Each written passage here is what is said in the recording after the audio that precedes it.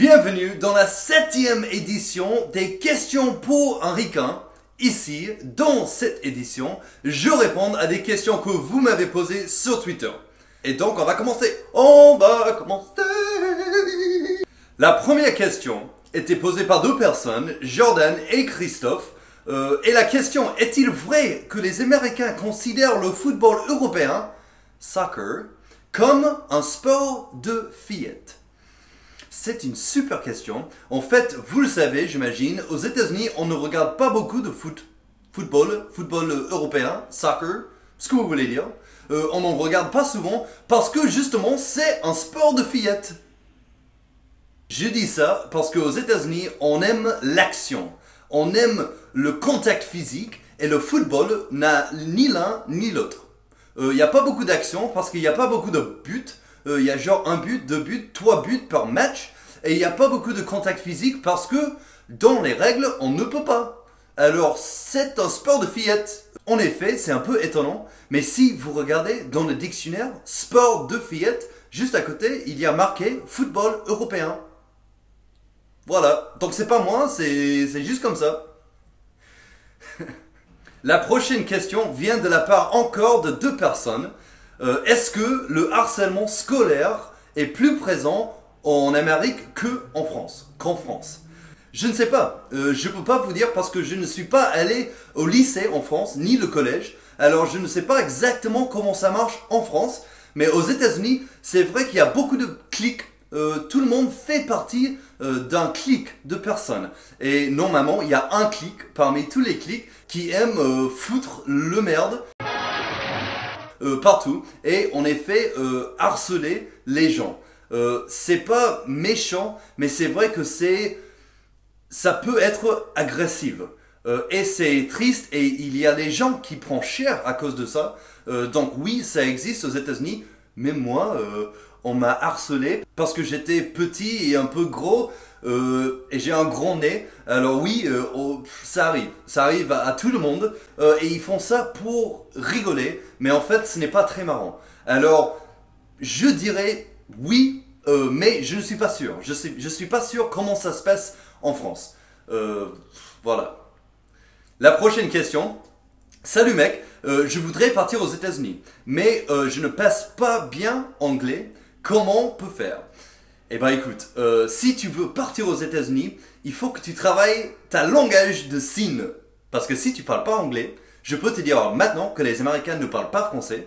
Alors il faut que tu bosses ton langage de signes. Genre, moi j'ai envie de manger maintenant.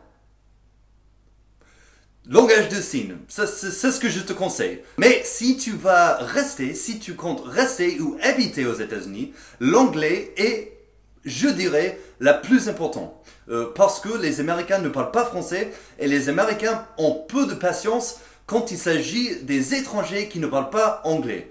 C'est triste, mais c'est genre le stéréotype de l'Américain qui dit écoute, si tu ne parles pas anglais, moi je parle pas avec toi, quoi. C'est dommage, mais c'est comme ça. Alors, fais ton mieux. Au moins avoir un petit dictionnaire de poche pour essayer, parce que sinon, t'as une chance d'être carrément dans la merde. Alors, langage de signes, c'est ce que je te conseille. La prochaine question, que penses-tu du verlan en France?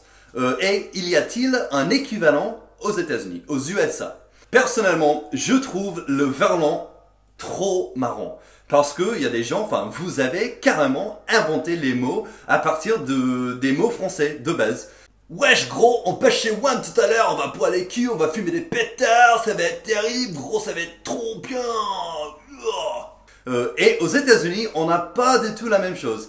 C'est vrai qu'on a des accents différents, on a des expressions différentes selon la région, mais on n'a pas une langage que tous les petits emmerdeurs parlent.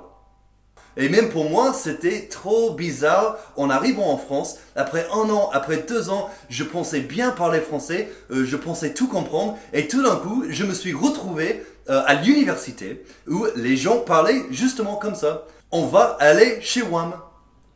Mais qui est WAM? Je veux bien aller avec vous, je veux bien partir avec vous. Mais qui est Wham? Ensuite, dans les séries US, il y a beaucoup de blagues sur les Canadiens. Pourquoi tant de haine envers eux? On n'a pas de haine contre les Canadiens. On aime bien les Canadiens. Les Canadiens sont comme nos cousins. Par contre, on n'aime pas les Anglais. Alors là, les Anglais, oui, ça je comprends. Mais les Canadiens, non, c'est nos amis, c'est nos potes, c'est nos cousins, c'est genre... c'est les blagues entre familles, quoi. Ensuite, la prochaine question. Les Américains font des très bons films. Y a-t-il des films français que tu as particulièrement aimés?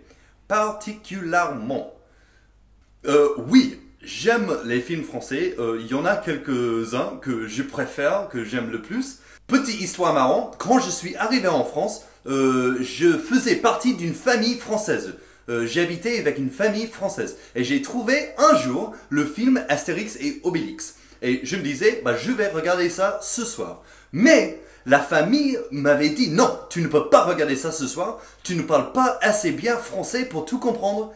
C'est un film hyper marrant, trop drôle, et il faut que tu parles bien français avant que tu regardes ça. Parce qu'on veut que tu apprécies le plus possible. Alors, j'ai continué 1 an, 2 ans, 2 ans et demi après, je me suis retrouvé devant le film Astérix et Obélix, Mission Cléopâtre, et c'était trop marrant. Et j'ai trop compris pourquoi il disait qu'il fallait que j'attends pour mieux parler français. Et je suis très reconnaissante. Merci beaucoup à la famille dans laquelle j'étais, si vous regardez ça, parce que maintenant c'est un de mes films français préférés. J'adore, c'est trop bien. Et la dernière question, pourquoi les Kinder Surprise sont interdits aux US? Les Kinder Surprise sont interdits aux USA? Ah bah là, merci. Tu as gâché toute ma journée. Tu as gâché ma journée. Maintenant, je peux plus rentrer aux États-Unis parce qu'il n'y a plus de Kinder Surprise.